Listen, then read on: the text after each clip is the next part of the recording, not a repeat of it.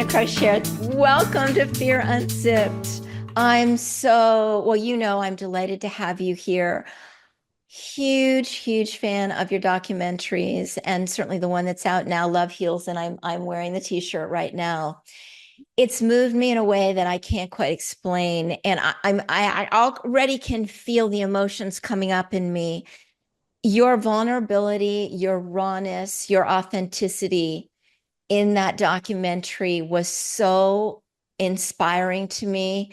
And I knew it took a lot of courage. So, what I'd like to do is just step into this and know what your life was like before you went through this, rather challenging period of your life. And what was your life like? And then kind of what happened after. Thank you, Sandy. First of all, it is such an honor to be here. I was excited when you reached out. I'm just grateful for the opportunity to talk about my journey, and especially if it can help anyone on theirs. That's my greatest hope. So, my life, like most others before what you witnessed in Love Heals, was very, I would say, robotic, very predictable. I would, wake up, go to work, my corporate job at Wells Fargo. I was in the financial crimes industry, so very analytical. I certainly wasn't creating documentaries at that time. And I thought I had made it. I mean, I was working in, a lot of leadership positions and things where I felt really accomplished in those ways, especially because my past was very challenging. I had a lot of trauma that I experienced as a young person, a child, and even throughout, a young adult. And I didn't go to college. I worked really hard. And because of a lot of what I experienced, I became kind of a type A perfectionist personality, very organized, very just you could count on me for anything, right? Very people pleasing, all of those things that tend to happen when we have a little bit of chaos in our lives. That was my way of surviving. And so it served me really well in business. Without a college degree, was able to climb my way to what I would have considered the top. And excuse me. And I was celebrated for who I was, where I was working. So I thought, okay, this is amazing. And at the time, so this is now about 7 years ago, I met a person who I would now consider is like what I never knew existed. A love that is so beautiful, that is so unconditional. I'm really grateful for that. So I had also achieved a relationship where I had gone through a lot of others that didn't quite serve me the way I had hoped. And, I really lost myself for many years between the trauma and figuring out who I am and deciding to step into my authenticity. At 27, I knew that I was gay pretty much my whole life, and I suppressed it for a long time because it wasn't accepted in a lot of ways and places and in my family, and it was really challenging. So I lived a very, partitioned life, knowing who I was deep down on the inside and having to be something else for everybody else. So as you can imagine, that weighs on you. So when I met my partner 7 years ago, it was like the heavens opened up in my life. And I thought, oh my gosh, I have the type of love I've always wanted. At some point in time, everybody around me kind of understood like this is who I am, and I'm not going to play small anymore. I'm not going to hide who I am for everybody else's comfort. And yeah, and so it was a really beautiful thing to meet Krisanna, who is still my partner today. We're thriving. But the one thing that really was unbeknownst to me was that because of everything that I had experienced for all of those years of my life and just kind of, plugging away, continuing to work hard, achieve as much as I could in my life, my body was not okay. Like internally, my nervous system was not okay. And so, leading up to when we started Love Heals, I started to experience a lot of chronic pain. So I couldn't figure it out, right? I had this beautiful relationship. I had a job that I loved, and I was very stable and getting paid really well for what I was doing. And I felt like I was doing something that mattered, to a degree. I knew there was something still within inside of me that I wasn't able to gift the world with being in corporate America. But the truth is, I thought that's what happiness was a good relationship and a stable job and good relationships with my family and so that's what my life was like before, but I realized there was so much more underneath the surface that I was not really connected to. I will say I was living a little bit disassociated, I would say, from my body, really without realizing it.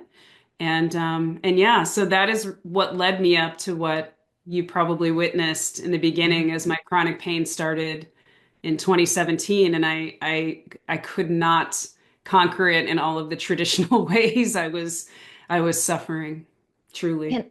Can I ask you, when you got the chronic pain, was it something that you did? Did you injure yourself working out or, yeah? I sure did. Yeah, I was working out, actually, exactly that. So I was on a treadmill and I was running. I was on my cardio day. And of course, because of my personality, right, I'm very diligent. So I do my cardio day and then I do my weights day. It's just, I think about it now because I'm so not that person anymore. Um, but that's exactly what I was doing. I was running that day and all of a sudden I pulled like a calf muscle and I was like, oh my gosh, it was so painful. And so I nursed it for a few days thinking it was just going to bounce back and I was going to be fine. And it wasn't fine. And then all of a sudden my other leg started hurting. And before you know it, I'm going to physical therapy. And then they're like, well, gosh, this is not helping. And I was getting all kinds of techniques done. I was dry needling and some kind of like metal that they were rubbing on my calves. I can't remember what the technique was called. All of it was so painful. I was in tears every time I would go.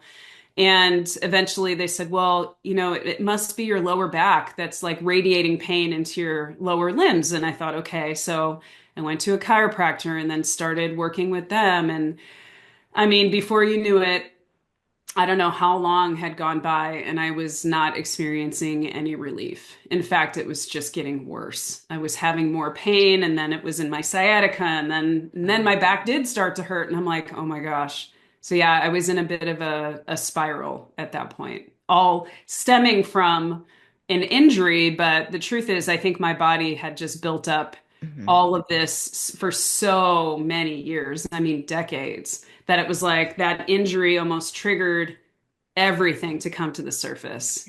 When you look back at it now, you can see that, right? It's very clear that in an odd way, it was a gift that happened to shift you. And I think you talk about that a bit. Mhm. So when this debilitating pain came in, then you had surgeries, right? Yes. I was trying to avoid it at all cost. And for some reason, I thought, surely I can get through this without having to have such an invasive procedure. And what ended up happening was that the doctors convinced me, well, it's very normal for somebody with this much pain to start getting injections in their back. And I was like, oh, well, I guess that's better than surgery. And so I agreed. And oh my gosh, Sandy, it Oh, was the worst experience of my life. They told me that I didn't need to be put under. They actually entered the needle into the space where they thought they were going to help me get relief with this nerve issue and mhm. compression and all this stuff. And they hit a nerve and I felt like I was going to be paralyzed after that. It was so bad. I could barely walk after the injection. And of course it didn't help. It made things much, much worse. So truthfully, if that hadn't gone that way, I might have avoided surgery somehow, but that wasn't the path. I can look back now, even though doing the surgery was not what I wanted, um, and certainly getting injured in the first surgery was certainly not in the plan. But the truth is, everything that led me to where I'm at today needed to happen because I would never have changed my life in the way that I did or learned what I have about myself without that extreme of an outcome, if that makes sense. Yes, because you were so linear. I mean, you were so regimented, type A. Count on Oh, Dana. She'll be you have there. no idea. No, It was, I have a feeling, you when you must, actually. I'm kind of all over the map, but when you were describing that injection, I don't like to interrupt people when they're talking, but I just want to go, oh my God, oh my God, oh my God, because I could feel it. I could feel that awful. Sorry. Oh, no, no, no, but this is all part of the whole Yeah, process that we're yeah. talking about here. Did you ever have a connection to energy, to frequencies, to meditation, to a higher realm, to your higher self? Was that anything that you would have ever entertained at one point before all this? Not to the degree in which I do now and learned through that journey. I was raised Catholic, and then I was in organized religion. I got older, I was in the Christian framework. And so, you're kind of taught that some of those practices are not good. Mm. And so I had a lot to overcome in that way. But I did start to dabble in, like, what is meditation like? And so, yes, before I had the surgery, I had started to explore some of those things because the truth is, I ended up going through quite a well, let me say a religious deconstruction. I won't Yeah. say faith. My faith and my spirituality is so much stronger now Mhm. than it ever was being told what to believe. And also being told that I was, I was not okay the way I was, that I was going to hell, and all of these other beliefs that I really truly believed. Like, I thought that I was broken.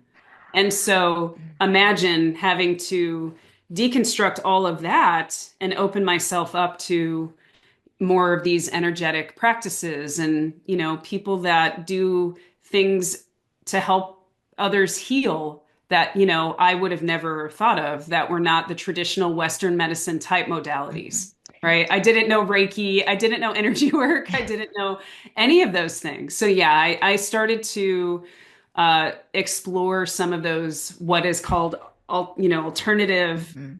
modalities, which in reality, I think that's where I wish I would have known to start. But if you had known that to start, I don't think you would be the teacher and the storyteller and the life changer that you are now. I think, we look back and we go, sometimes we want to write a thank you note to the thing that was the most horrific thing in our life. And I've said that before about myself. And, Dana, what really it kind of irks me is the words that people use, how a word, and they'll say something to you like, oh, you'll never get over this if you Yes. don't do this, or you'll never heal. Okay, you'll never really walk properly, but you might be in a little less pain. It's really difficult for us as humans to not take that and go and not override it because we're programmed for negativity. So Yes. I so admire what you went to. Can you and Krisanna was a lifeline as well for you, it sounds like what an angel. Like, what an angel on this Truly. planet for you. And Yeah. when you look at her, she feels that way. So can you now go into how Love Heals, that documentary, came to fruition? Yeah, I would love to share. And I also want to address something you just said. I have to tell you how challenging it was to overcome Mm. so many beliefs. And I think that's why it's so beautiful that Bruce Lipton is in our film, because Yeah. we really got to dig into the biology of our beliefs and how much they impact how our bodies react to what we believe. And so it's really sad when people get these diagnoses, or they're told they'll never heal, or they're told Mm. they have X amount of time to live. And it's like that embeds itself in our brains and our physiology. And so it's a lot. It takes a lot to overcome. And I will also share that with your podcast, Fear Unzipped, it really resonates with me because part of what kept me in a cycle of chronic pain was the amount of fear that I had.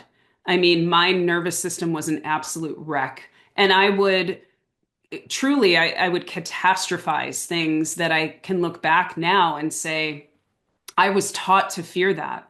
even after the first spine surgery, it was like, don't do this and don't do that. And you can't twist and you can't lift and you're going to reherniate a disc and you're going to, I mean, I was literally walking around with so much fear. And it is like the antithesis of healing. If you are stuck in fear all the time, your body cannot relax enough. Your nervous system cannot relax enough to allow the energy to flow and the things that we need to feel um, whole and healed. And so I'm just really grateful that you're bringing this topic to the world in the way that you are. So thank you for Oh, that. Dana, I appreciate that so much. I wrote down a quote that Bruce Lipton said in your documentary, love is growth, fear is protection. Yes. Yes. Yes, that's all I can Yes. say to that, right? So Right. you think that it's a good thing, you're protecting yourself or people are protecting you, but what they're doing is they're holding you down. They're tethering you. You can't be free. A Um, million percent yes. yeah. So So so taking it back to love yeah. heals. So Krisanna and I were going through this journey together where I had gone through the first spine surgery, and for the folks that end up watching Love Heals, they'll see that I had an injury. They nicked my spinal column, and I ended up with a severe spinal fluid leak and was back in surgery 6 weeks later. It was so challenging and terrifying. When they went to repair it, it actually tore worse, and I woke up in the intensive care unit and was there for an entire week with them trying to make sure this leak was stopped and that I could function and I could walk. And it was, I actually thought I was going to die during that time. So I didn't think I was ever going to walk out of that hospital. Thankfully, I did, and so began our journey. We were, Krisanna and I both went on the deepest journey of our lives, and because it was so unbelievable what was happening, at some point she picked up her camera and said, "Is it okay if I start documenting some of this?" And I was like, I don't know what for, but sure. Like, what do we have to lose? I mean, it was during the pandemic. The first surgery was in April of 2020. The next one was in May of 2020. So you can imagine the whole world was um, struggling during that time, and we were isolated. We didn't have support from family or friends. We were going through this alone. Krisanna was not able to be at the hospital because through that time frame, they weren't allowing any family members to be with you. So I can tell you that that in and of itself was a traumatic experience that has taken a lot for me to even heal from the events that happened in the hospital alone. Um, so when I got home and she started documenting this journey, it was really just for us. Like, one day we're going to look back on this and be grateful or see the progress, because it felt like the progress was so slow or not happening at all that we wanted to have some kind of a reference point to, I don't know, to feel better about it sometime later.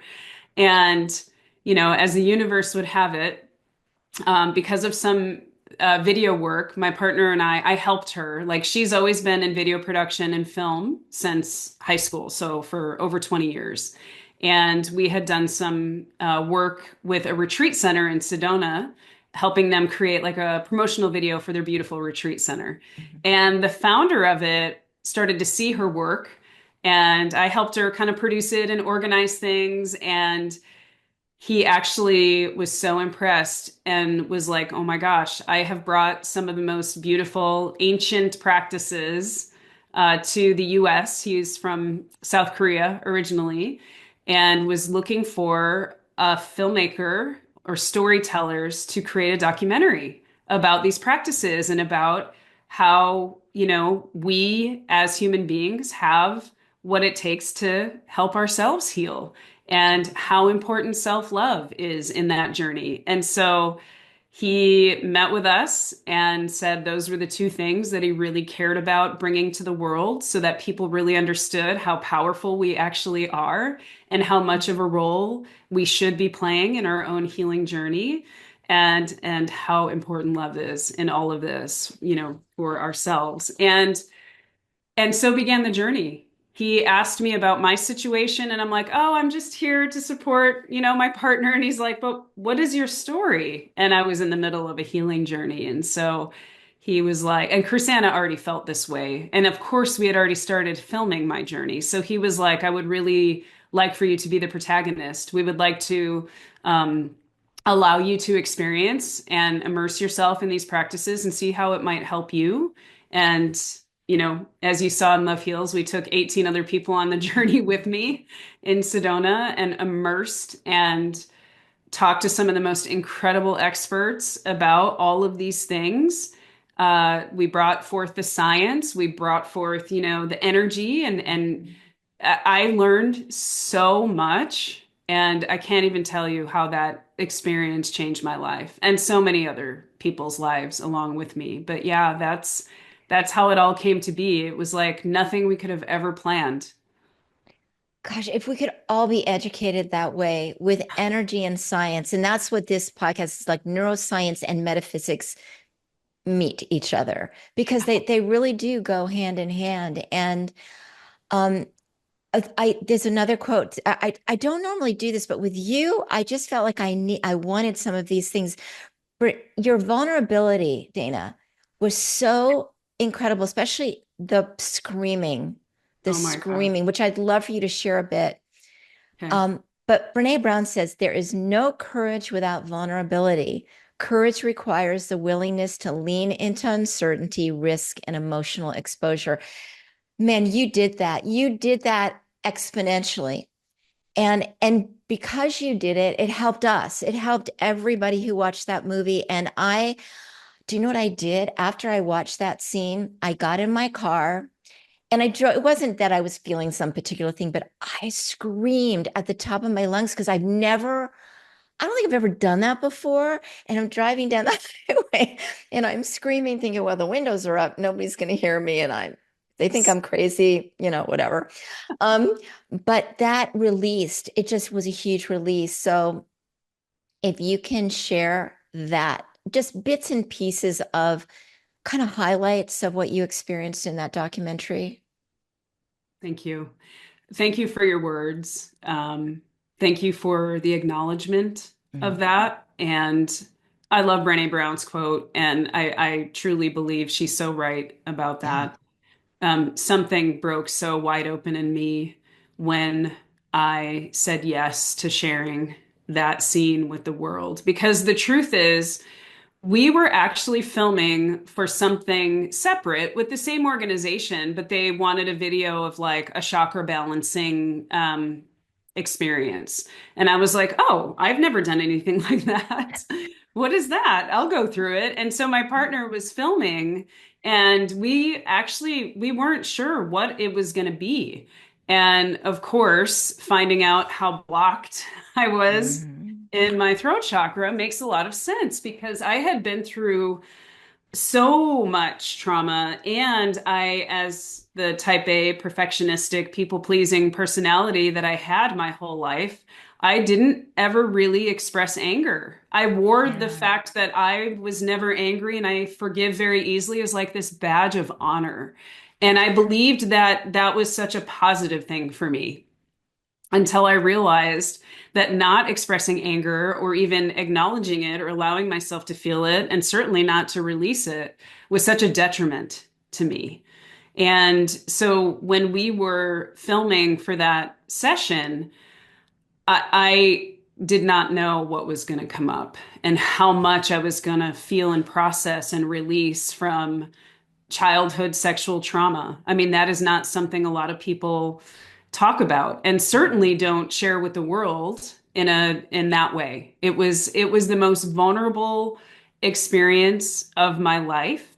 And I will tell you that because I will say it, I was brave enough to allow that scene, which by the way was so transformational for me. Like I, there were so many things that I experienced that were amazing, but something happened in that session. And it taught me that that is actually okay and something I need to do for myself to allow myself to release, allow myself to feel that anger or whatever it is. And we have heard from people all over the world. So Love Heals is on, you can access it on the PBS app, but it's also on Gaia, and we have it on our website. And so you can imagine how many people are able to find it now, which is Mhm. really such a gift. I'm just so honored that so many people are benefiting from the film. But that scene alone, I can't even tell you how many people have told me what you shared, and they were like, I have never done anything like that before. And actually, I never had either, and I could never even envision myself doing that. Yes, I So, mean a controlled person, are you how would you release like that? So people who haven't seen it, you're working with a practitioner and she wants you, well, you can explain. Can you explain what happened in that? yeah, she recognized where I had some blockages. And again, a lot of that was new to me in understanding our chakra system and our energetic body. And so when she recognized that was part of it, she walked me through a process to be able to use my voice to scream. And it was like every time I tried in the beginning, it was like so constricted. I couldn't even believe that that's what was happening. I felt like I was going to choke. And at some point, it was like everything in me finally just aligned to have this humongous release. And I couldn't control the tears. It was like this visceral response in my body by releasing this scream. It was something I can't describe in words. And so the way that she facilitated it also was really helpful to me because if I was on my own, I just don't know that I could Mhm. have ever brought myself to that level. And I could feel, I don't know how to describe it, but it was like decades of my life and Yeah. especially my inner child was just finally being heard. And I could release that from the storage of my body, you know? With everything that you're talking about, it sounds like it's like building a house, the foundation, one brick on top of another, that nothing can get through. You can't release anything because you're just suppressing everything. So the energy is like heavy. It's just Very. heavy energy and low vibrational energy. And the thing that was beautiful with her is you could trust her. You Mhm. could tell she loved, she cared about you, she was nurturing you, but she helped you get to that place where it felt like a dam breaking. It Oh, literally felt like all those emotions from all those years just poured right out of you like a geyser. It, truly. Dana, it was beautiful. I have to tell you, even your crying I know is hard and emotional, but for me, when I looked at you crying, it was so beautiful to me. It was like a work of art. I know that might sound really funny. And I was telling you earlier before we started that I haven't been able to cry for like 10 years. I mean, really cry because I have dry eye and my tear ducts are clogged. So every time Mm. I see somebody cry, I go, what a gift. What a beauty. And it's going to happen because I got to tell you, watching your documentaries is getting me there. It almost happened yesterday, but so I'm getting really close. And for me too, I think it is something from a past life or trauma that's just holding it back. And I think it's going to be huge. If it happens on a podcast, that's going to be really interesting. Let it flow. Let it flow, right? Yes. Um, if so, the beautiful woman that you worked with, it was in Sedona. Can you talk about her a little bit? Yeah, her name is Jen Angelie, and gosh, talk about an earth angel. That woman was amazing in my journey. And what I loved is when the film was released, we're still in year two. So January will be its Mm. third year since it was completed. And so many people went to Sedona and got to work with Jen and have different sessions. And it was Mhm. amazing. She has since moved to Hawaii and she's an author as well. So she's working on a book and she's just fantastic. So she's no longer there, but there's so many amazing human beings in the Mhm. practice that have helped me in so many different ways, and the truth is I had never even touched those parts of me prior to any of the practitioners that you see me working with, and especially the woman that led the retreat that we Right. all experienced together, Ilchibuko. I have no words. I mean, she's still very connected to Love Heals, and she helps so many people on their healing journeys. But I would say one of the most transformational experiences led by someone was actually what I experienced in those immersive, like, retreat settings with her.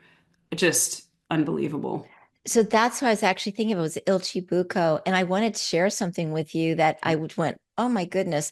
So she had a webinar and it was through Love Heals, I think. And I did her webinar. And she shared with us that she really got into this energy work after her parents died 4 months apart. Yeah. Dana, my parents died 4 months apart, and that's when I got into it also. What? And I think I messaged her. She probably didn't get it. There were so many people on the webinar, hundreds, but the exact same thing happened to me. My parents died 4 months apart, and that's when I got into studying neuroscience, really studying metaphysics. I've always had abilities, like psychic type abilities, Oh, but I wanted to marry it with science. I just thought, I always look for signs. Huge sign for me. Huge sign that I'm on the right path here. And I mean, that was a pretty amazing parallel, don't you think? it's so amazing. And what's blowing my mind, Sandy, is that, oh, this is so interesting. So the very first time we showed Love Heals in a live setting was in Sedona. Actually, it wasn't the first time. It was the first time at, like, a conference, a bigger event. And it was with Bruce Lipton, Anita Morjani, Greg Braden, and the other speaker was, I think, Shamini Jan was her name. Mm. And so we go to this event, and it turns out they're going to show Love Heals there. And throughout the process, it was about 400 plus people, and they were just rocked by the film. I mean, we had lines of people waiting to talk to us for all of those days. But Mm. here's what's interesting. A woman stood up and she was talking about her journey. She had survived stage 4 cancer. She was actually she was referred to hospice. It was really bad.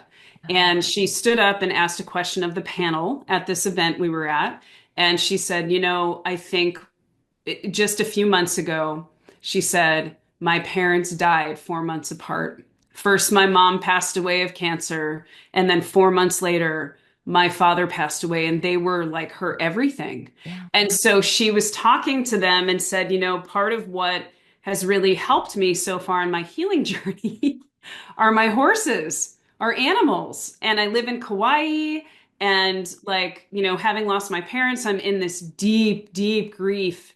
And so for some reason, that just hit me because that happening in her life also sent her on this incredible healing journey. And she started doing grief rituals with her horses and people who were experiencing deep grief. And we filmed it. We ended up connecting with her.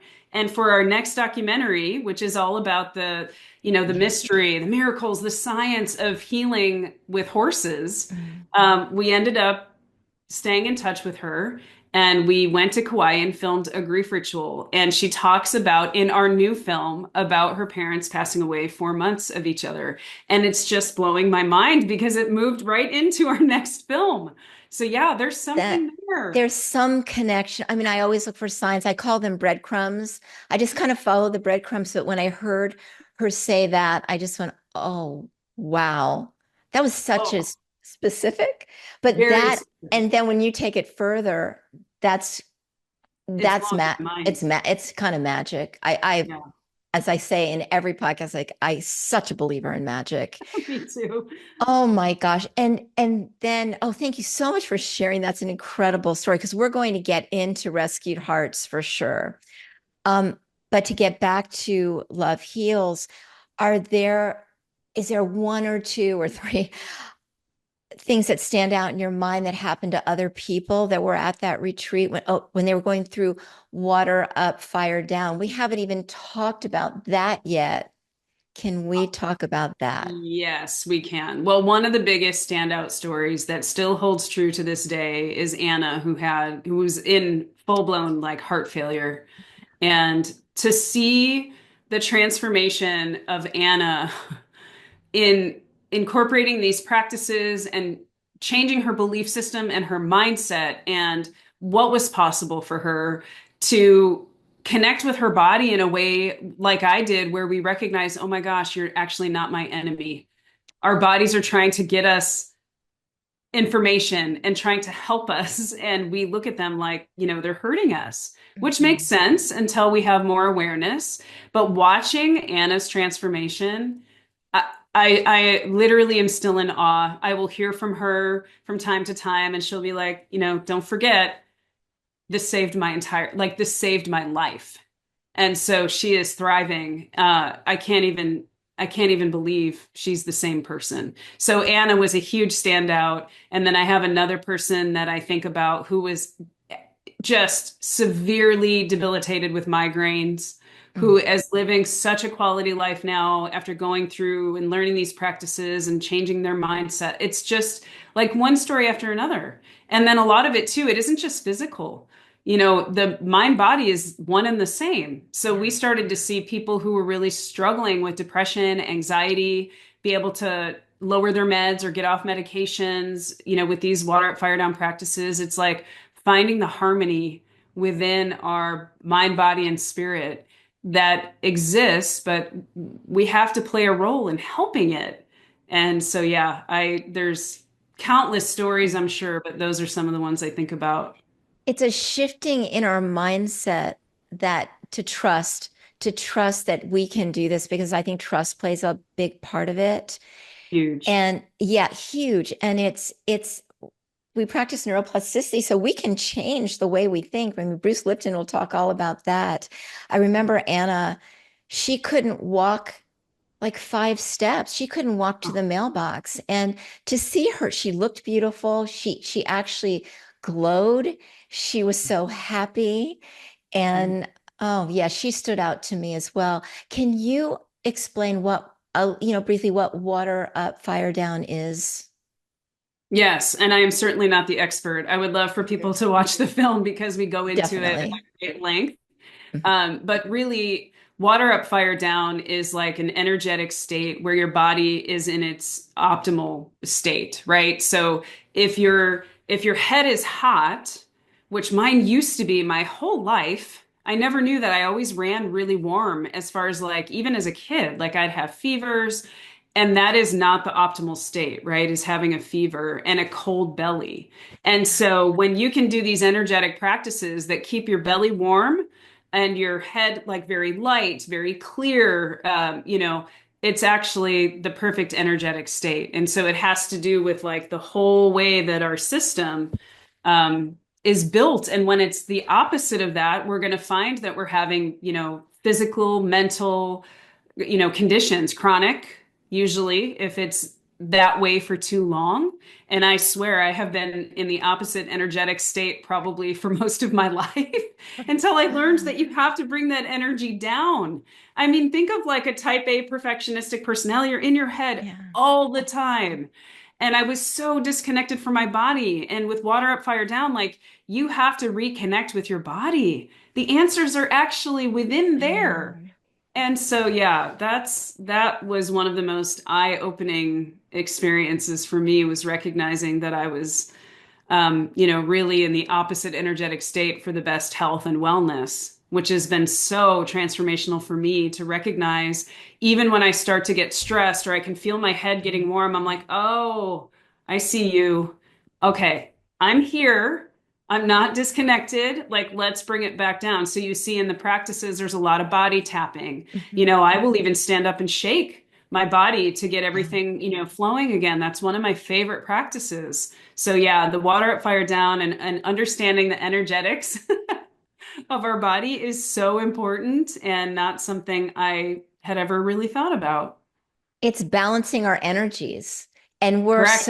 we're so in our head. And I suffered from anxiety all my life. And part of it was because I was intuitive in picking up on other people, thinking that it was me, thinking that I was the Yes. person that was anxious or whatever. But I was anxious because I was picking up on other people. But that's why we've got to balance our energies. It just It's the key to life, really. It's Truly. it's the key to life, but really the true key to life, which I've learned after all these interviews and I need to take to heart, is we have to love ourselves. 1,000,000%. Sounds like the old cliche, love yourself, and but talk about that a little bit because did you love yourself before? And do you love yourself now? So I thought I Mhm. loved myself at some point after doing a lot of inner work. And I realized that I I really didn't. Mhm.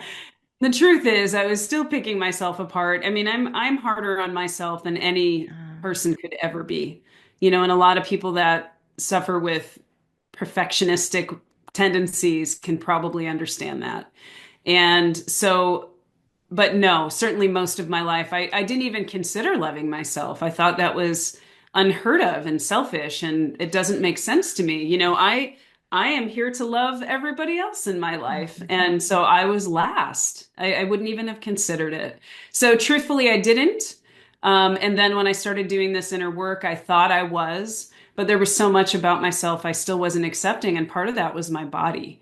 So even if somebody can't say they love themselves, like how can they show themselves love is what I started to Yeah. realize. Like today, what do I consider is the most loving things that I can do for me as I would for anyone else? And so as soon as I started to make that shift, it was like, oh, okay, so I can have compassion, even if I can't say or feel like I love myself. Maybe step one is having compassion for myself. And not from a victim standpoint. That was a huge shift for me. And especially with having that injury and surgery, I felt like a victim for so long. Like, oh my gosh, this, surgeon did this to me, and I felt like a victim. And so when I shifted that to having compassion for myself, for him, for other people, it was like love started to emerge, if that makes sense. So it kind of started with compassion, and then it moved into what are the loving actions that I can show myself. Because what I would do even in my healing journey, I mean, old habits die hard. I had a checklist. Here's all the things that I'm going to do perfectly today to heal. I'm going to do my meditation. I'm going to do some qigong. I'm going to do some tapping. I'm going to do some journaling. I'm going to do like, can you even? I Yes, was I putting can. so much pressure on myself to heal that it was like keeping my nervous system a wreck. Because if I didn't do it right or I didn't do it that day, I would be hard on myself. I wasn't doing it perfectly. Why am I not healing? Why is everybody else healing? It was a whole thing that I had to learn to just let go. Instead of worrying about all the things I wasn't doing or couldn't do, showing myself love might have been, what if I just rest today? Yeah. Actually, what if I don't do all the things that I'm supposed to do to heal today and I actually just rest and I don't do any of them? And I started to realize, oh my gosh, that is more loving to myself than anything else. So I can't even describe to you in words how important self-love is, but it might not be in the way that people think when they hear those words, you know? Oh, Exactly. So it every might not be looking in the mirror and saying, I love you. right. It's different than that. Totally. Oh my gosh. Oh, I just had a thought that I wanted to share. Um, oh, yes, you're going through all these different modalities and you're learning all these different things. Was there a point where you just said, oh my God, I can't do all these things, meditate and breathe a certain way and whatever it is. Did you feel Yes. that? Yes. Yes, I thought all of the modalities were the silver bullets that were going to get me from point A to point B. This is where I want to be, but I'm over here. So how do I get there? I do all of these things. And I learned so much, but what I wasn't really focused on during that time was the love and compassion for myself and the patience. And here's the one that I really missed for a long time. And it wasn't until I figured this out that things really started to shift. I didn't have acceptance Mm. at all. I was not accepting my current state. I was not accepting the state of my body, my mind. I did not want to be where I was because it was so painful. And the truth is, until I started to accept where I wasn't making progress with every modality that I had. It was so much mindset, acceptance, compassion, and love. Without those elements, you can meditate yourself to Yeah. death. I mean, you can do every modality, Tai Chi, Qigong, breath work, all journaling. It doesn't matter. Do those things help? Without a shadow of a doubt, yes. But unless your mind is right and accepting where you're at and patient and loving and kind with yourself, you're beating yourself up through the process. It's telling your nervous system that you're not okay. Mhm. That's it. So it was like this holistic way that I had to realize was the way. And even if that meant one day I do none of those modalities, and the next day I decide what serves me today, what feels good in my mind, body, and spirit today, and do that thing. And that truly was the biggest transformation for me was learning to let go and then allowing myself to figure out what the most loving next step was for me. So yeah, it was, I mean, and I still use the practices today, but I use them when I feel intuitively like, oh, I really need to do some body tapping today because I feel really like, anxious or stuck. And I do that. I can't tell you how many times I'll be in the kitchen and I just start bouncing and I'm like shaking my body and I'm like, oh, or I release like, oh, like this big sigh. And that's what I needed in that moment. But when you're so disconnected from the neck down, you don't even know what you need. And you're looking for the golden bullet. You're looking for Oh, okay, if I do this kind of meditation, this yes. ancient meditation, that's going to be the one. And even what I've heard is meditation, if you do it and you really get into it, but if you don't really believe it's helping you, if you don't really feel the benefits of it, it's really just sitting there and breathing. And so I just love what you said about acceptance. It's just so freaking important. It just is. Thank you for that. And here's what I'm going to say. You just triggered a response in me because what I recognized is that I was doing the meditation or whatever, fill in the blank, for a specific desired outcome. And so then at some point, I realized, oh my gosh, if I'm doing these things because they feel good and because I just want to do them for my overall health and well-being and my mindset, because I know they're good for me, but I'm not looking for a desired outcome as a result of it, it actually changed the game. Mhm. So I started doing things not because I felt like I had to, but because I really wanted to. And if one day I didn't want to do the thing, I didn't.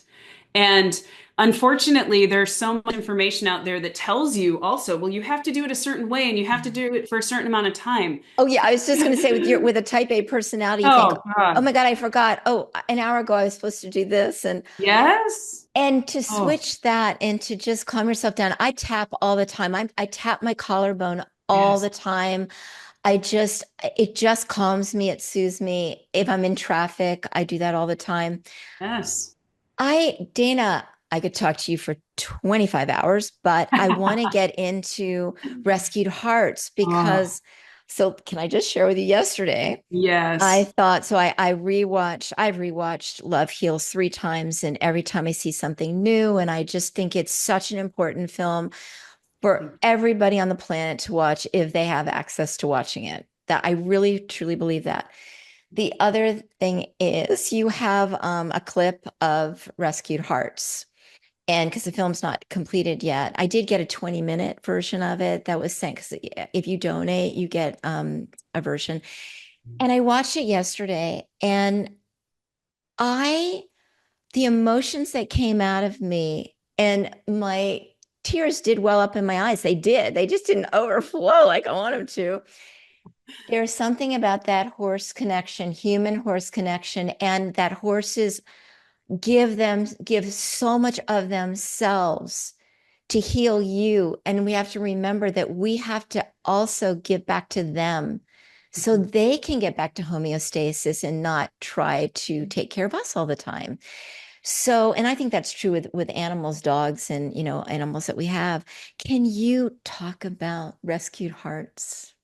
Oh, I would love to. I This know. project, this film, I can't describe to you in words how much it means to me and how excited I am to bring this to the world, because I would say that I witnessed a miracle in the presence of a horse and a human 15 years ago. I've always loved horses. So at that time, I was looking for ways to give back in the world. I've always had that heart. And so I thought, oh my gosh, there's ways to work with horses and helping people. And oh, that to me felt like the best thing ever. So I started volunteering at a place called Horses Help. And I was working with a 7-year-old boy who had been diagnosed with autism, never spoke a single word in his whole life. And on that day, in that session, that boy starts to speak.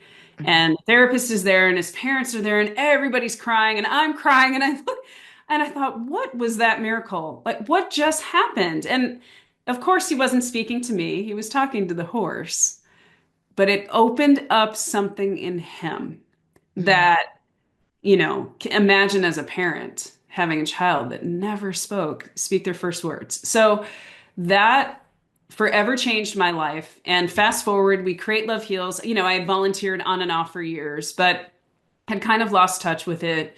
And we were so busy when we were creating Love Heals that after it was released, my partner said to me, you're working too much. You're still like healing truly. Like I was still on a journey. And right now, as I sit here, I'm in awe that I have no pain in my body. Yeah, I still have little flare-ups now and then, but I know how to work with my body now. And I don't catastrophize it and I don't have fear. And so, I'm just like, oh, what have I been ignoring? Oh yeah, myself. Like I'm busy, right? So then I have to remember being friends with my body and reconnecting with it every day is so critical. But at that time, I decided to start volunteering again. And so this is 2 years ago now, about the same time, maybe 2.5. And it just lit me up. I started working with an 8-year-old and her siblings, and they had been through some trauma and foster care and abuse and a lot of stuff. And the one thing that helped, especially this young girl that I have been working with, was horses more than anything else. And so at that point in time, I'm not sure if you're familiar with the Heart Math Institute. Yes, very much so.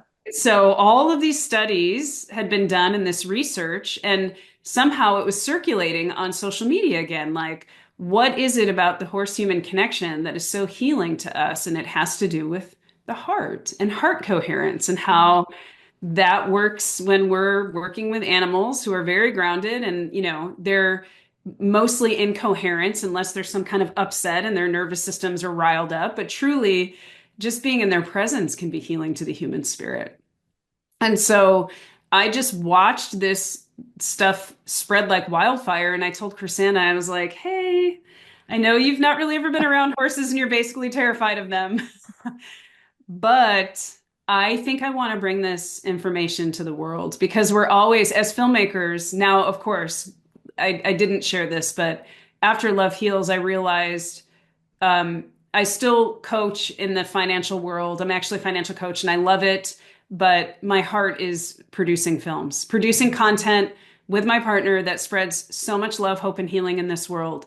That is our mission. So I did not go back to corporate America, and we figured out a way to make this work. And it has been the most remarkable thing ever. So to be able to have that experience and come home and say, I think it's time to create another documentary, to bring something to the world in this way that can help people understand more about this.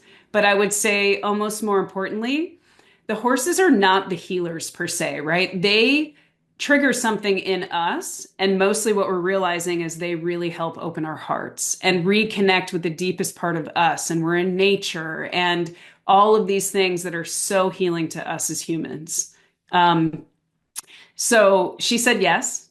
And so 2 years ago in November, we started filming, and wow, did we uncover some of the most amazing stories and met some of the most amazing humans and horses and watched transformations occur before our very eyes. I experienced so many myself. Krisanna did as well. We thought horses were going to be terrified of our filming gear, but the truth was they were so curious. And so we got up close and personal with so many horses that were like, what are you doing? And at some point, I felt like they were thanking us, like, oh my gosh, it's time because equine welfare is so important to us and giving back to them. And we filmed with people who are helping horses heal because they get so, I mean, talk about abuse and trauma. Horses many times experience a lot of that and they just shut down or they have anger or they're afraid. There's so many different reasons why they disassociate. And so we're finding this beautiful balance of showing ways that we can connect with these animals that's good for the human and the horse, which is so important to us. And not that we have anything against, different events with horses or people who, work with them on ranches or do, show jumping. I mean, I'm not saying that those things are wrong, but I am saying that when you form a real connection with the animal and they know that you have their best interest at heart and vice versa, it is one of the most beautiful things on the planet to watch. So it comes through in the filming. Krisanna is a gorgeous filmmaker. Absolutely. Tell her, I just think she gets it. She just gets it. She hits the cellular level Oh, in a person. yeah. Um, just beautiful. But you can feel, you can actually physically see the energetic transformation. If you could see energy, you see it in that film, at least in the few minutes that I've had the pleasure of watching. I can't wait for that film to come out. I am equally excited, especially after having just experienced what we did last month in South Africa with a woman who does healing work in partnership with horses. I experienced it myself and then witnessed and filmed it with Krisanna. And I have to say, we have so many incredible things to include in this film. It's probably going to have to be a series at some point. We'll Yeah. have like the main Rescued Hearts film, but there's no way we can leave so much of this content on the cutting room floor, as they say, because it's just too incredible. So we'll very likely have the film in its, semi-done state within the next, several months. Certainly before the summer of 2025, we'll have something out into the world, but I think it's going to end up being where every so often people are going to see more content come out from us. If it's a short film or something, I don't know. I can't describe to you in words how big I see Rescued Hearts being. Um, and how much impact I believe this film can have and how it's going to touch so many hearts. And oh, I'm more excited about this than anything I've ever done in my entire life. Yeah. I Yeah, have to say. I can feel it, Oh, Dana, and I can tell you intuitively it's going to go beyond your wildest imagination. That's all that I know that. thank you. I will I receive that. yes, no, but I know that to be true. I absolutely know that Amazing. to be true. I also see a series, but Yeah, anyway, oh my gosh, we're getting to the close of this. Will you come back when Rescued Hearts is done so we can talk about that as well? I would love to do that. Yeah, I there's oh so much there I would love to share. yes, So because would be we do. honored to come back. Wonderful, so wonderful. Is there any parting words you like? I have some questions I ask every guest at the end, so I'd love to ask you those questions. But is there anything that you would like to share right now, before we get on to the questions? I don't know exactly who your audience will be for this beautiful podcast, but I would just share that, for anybody who's struggling and looking for the answers outside of them, that there is, first of all, hope. And my greatest desire for people is to really recognize that the answers are within them and being able to connect with themselves and love themselves, or at least have compassion for themselves and recognize that they're not alone. And, I just believe that everyone can live a life that feels enjoyable. And I don't use the word healed, as you probably noticed in Love Heals. It's a journey. So just being able to better accept where we are today and loving ourselves through it, it's like the journey. I know everybody says this, but the journey really is the destination. And it's not just like our films. It's yes, it's about the people that we're helping and what we've experienced, but the films are really making us. And so just like all of our other life experiences, they make us who we are. And so don't ever lose hope. That's what I would wish for the world. Well, I love that because the whole impetus behind Fear Unzip was to create a community so you never feel like you're alone. Oh, That perfect. that we're all going through this together. Nobody, I mean, no matter how perfect your life looks on the outside, believe me, we're all going through it. Everybody's going through it. So, Yes. yeah, you want a safe, nurturing space. That was perfect. Thank you, Dana. Okay, what I'm going to go into the questions. What's your number one strategy to relieve mental distress? Oh my gosh. Um, it's so much of what I shared, and it depends on what is causing that. But a lot of what I recognize when we have a lot of mental anguish, it's because of the scripts that are running in our heads. And so what I tend to do is try to stop the pattern of whatever that is. And the answer always to me is in the body. So whether it's even tapping on, head tapping, chest tapping, body shaking, I'll actually turn on a YouTube, Qigong. If people have heard of that, it's like moving meditation. That to me helps me a lot more when I incorporate my body instead of just sitting, and meditating. I do that sometimes as well, but I have to get into my body. That is to me always going to be the answer. I would have to agree with you. What's the best advice that you've received personally or professionally? Ooh. It's a big one. Yeah, I would say, professionally, this is going to go along with my theme, is that messy action is okay, and in fact encouraged. So I would share with anybody, especially that's doing something creative or trying to go out on their own in some capacity or whatever it is that you don't have to have it all figured out and you don't have to have it right to start. So messy action to me has been a very healing thing to allow myself to do. And yeah, and it always leads to progress in some capacity for me. And I learn through the process. So I would actually, that feels professional and personal.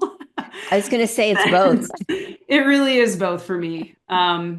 But yeah, and just understanding, I think, through the process of Love Heals, that my mindset of having to be a certain way or achieve a certain state of being, especially by a certain time, it's just an illusion. Like our mindset right now, we can create heaven or hell on earth in this moment. And it's all Abs- between our ears and it's in our hearts. And so, yeah, I would say yeah, that's what I've taken personally. absolutely true. 100%. What does a successful life look like to you? Oh my gosh, just love and acceptance of my life as it is in this moment is everything. And so we can't control all of the things that are going to happen around us. The only Yeah. thing we can control is how we feel about the circumstances and ourselves as we're going through it. So success to me is acceptance and love and not getting stuck in this victim mindset, which is very easy to do. And there is a time and place for it, but not to stay there forever is so important. So perfect. Last, complete this sentence. In the past, I was, and now I am. In the past, I was fearful and now I am free. Well, that's the perfect close to this interview. Oh Amazing. my gosh, Dana, thank you so much for being with me. I just loved every minute of this interview and so look forward to Rescued Hearts. And I tell the world, please watch Love Heals and Rescued Hearts when it comes out. They're life changing. So, and that's Thank you. what we want. It's all about love, It right? truly, truly is. Yeah, thank you for that. I'm really honored that you're bringing awareness to our films. And if anybody wants to see it, to go to one place where everything will exist, it's our website. So it's Live Wild Films, LIVEWILDFILMS.com, and you'll see everything we're working on and what we've created and Love Heals can be viewed for free for the foreseeable future right from our website. And it's just exciting. We're here to help in any way we can. So thank you. And that was the last thing I was going to ask you. Where can people find you? So is that the best Um, place? Yeah, Live Wild Films is a really great place to learn more about my partner and I, a little bit more about our story and the films that we have, either available now or coming, like Rescued Hearts.